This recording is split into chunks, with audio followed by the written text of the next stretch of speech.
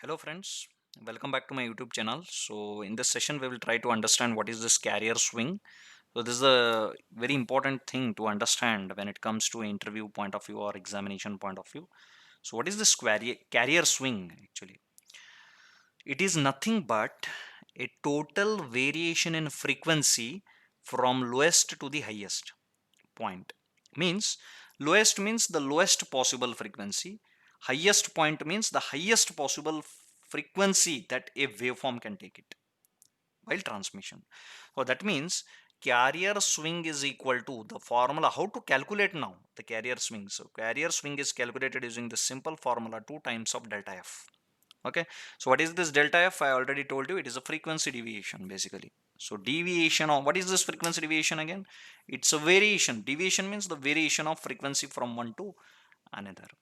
So that means total variation in frequency from lowest to the highest point, that is called as carrier swing. It is calculated by twice of delta f, means change in frequency or deviation frequency. Okay, so carrier swing, how much is carrier swing? Sometimes a question may be asked like if deviation is suppose say 3 kilohertz, what is the carrier swing? Total carrier swing. So 2 times of 3 kilohertz. If it is delta f is 3 kilohertz, then it is 3 to the 6 kilohertz is the carrier swing. Okay, so this is a very important thing to understand. So the important, another important thing is like comes in mind like the amount of frequency deviation. How much this frequency deviation? See, carrier swing we are calculating only with the help of this frequency deviation, correct? So how this frequency deviation depends on what factor this frequency deviation depends, that is very important thing to understand here.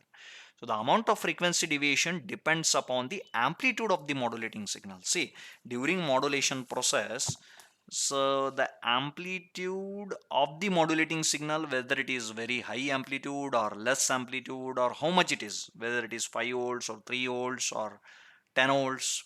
Okay, so based on that amplitude of the modulating signal, this frequency deviation happens. Even though in FM we are not changing the amplitude, so that we have to remove that particular confusion now.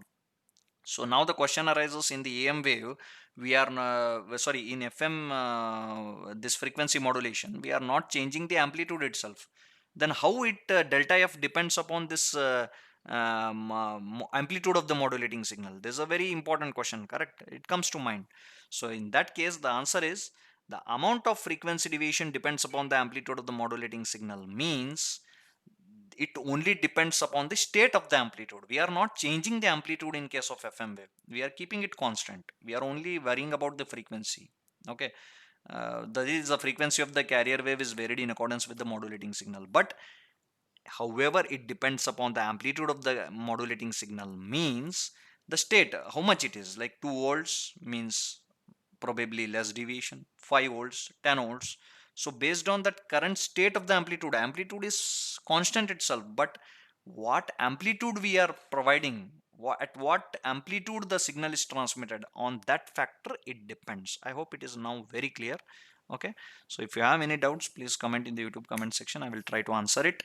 And if you want to know any of the topic related to electronics and communication or physics, okay, please comment. I will try to conduct that particular session as early as possible. Okay, please like, share, subscribe, and press the bell icon to get the latest updates or notifications. Okay, thanks for watching. Take care. Bye.